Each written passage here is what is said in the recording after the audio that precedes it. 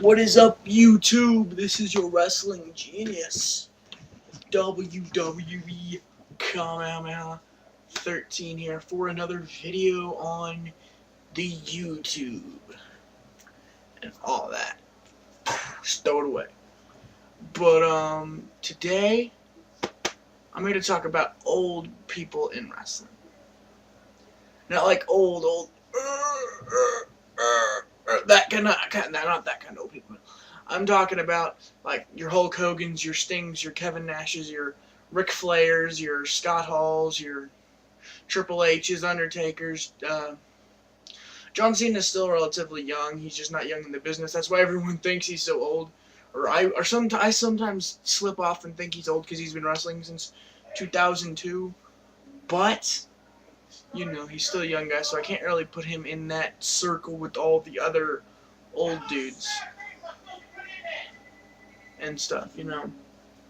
But there's a lot of dudes that are still hanging on for that one last ride, that one last glorious minute or moment in WWE or TNA or Ring of Honor. Ring of Honor, I totally forgot about Steve Corino and Jerry Lynn. I mean, I love Jerry Lynn so much, but sometimes you just gotta take a step back and think, yeah, he's kind of pushing it a little. I mean, Jerry Lynn can still go, Jerry Lynn can still wrestle, but, not as good as he used to.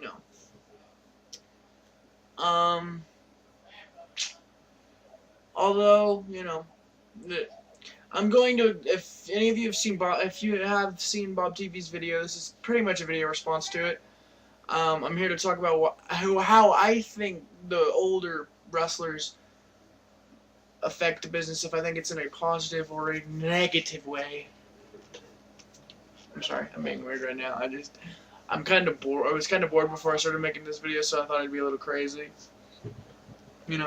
Yeah. But I think they can do both. It just depends on what they decide to do. If they decide to step back into the ring, like well, actually, and that's also depending at the same time. Because if they decide to step back in the ring and bury people and beat them and all that, like, God, who did Bob TV say? Kurt Angle is a good example. Even though Kurt Angle does have years left, I can tell he could still wrestle for a while. He's still kind of old in the business, in business years anyway. It's gonna be a long time before we hear about Kurt Angle dying, I hope. But I mean, he's still, old. He's still young in real years, but he's old in the business. Kurt Angle right now, he's just totally burying every member of the top 10, and it just so happens that every member in the top 10 besides him has still got at least 10 years of wrestling left. At least, and that is at the very least. And yes, I am including Jeff Hardy, Abyss, and AJ Styles, who have all wrestled for already like 10 years.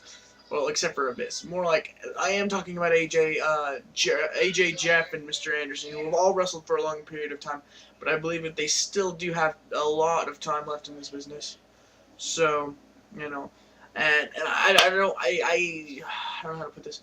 I think Kurt is doing good and bad for the business. He's still putting on great matches, which is good, and he's still having great feuds, which is good. But the fact that he's burying every member, or not burying, he's not burying every member. The fact that he's beating every member in the top 10 is a bad idea by TNA. I think the original intent was good, but when they added on the whole, if I don't beat somebody, I'm gonna retire deal, I kind of was like, what?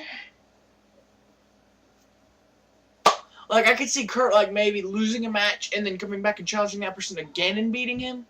Like AJ, or Jeff, or Mr. Anderson, or Rob Van Dam, if Rob Van Dam loses, which Rob Van Dam has lost title, or Abyss, or somebody, like wrestling, one of them type people, more than once. Like, maybe the Kaz's and the Jay Lethals and the, those I could understand, maybe him beating on the spot. But, like, the ones that are already definitely credible main eventers, I can't see Kurt just busting through, and beating no matter what. But, I really think Kurt is almost, I don't want to say it, but I think he's doing more harm than good to the business at this moment. Because his top 10 storyline is not a good thing. It's a bad thing, a very bad thing. And I think Kurt needs to, think about it. Like, he's burying them, basically. I mean, he's burying the younger guys. Like, he's not burying AJ. He's not burying Joe. He's not burying Jeff. He's not burying Abyss. And he's not burying Mr. Anderson, which is 5 out of the 10. But the other 5 he's burying. He didn't bury Hernandez as much. But he buried the Pope, pretty much. He buried Kaz. He buried Jay Lethal. Or has he wrestled Jay Lethal yet? I don't know, but he's basically buried everyone in his path so far. Except for AJ and Hernandez. Because those were like the 2 matches that were like, amazing and, it didn't. And plus, AJ is way too credible of a main eventer by now, in my opinion, for him to be. That was awesome, right? To be buried like that. You know what I'm saying? Y'all know what I'm saying? But then there's the guys that are actually helping the business, which actually, I'm surprised at the moment anyway, there are more old guys helping the business than hurting it. Ric Flair is helping it by his whole Fortune group. With AJ, Kaz, Beer Money, and, and obviously there are extra guys like Desmond and Doug and Matt Morgan. I mean, and he's mentoring people, and he put over Jay Lethal at Victory Road, which I thought was great. You'd think, like, for being probably or if not one of the best wrestlers of all time, Ric Flair, you'd figure he'd have more of an ego and he'd want to win no matter what, even if he did screw the younger talent.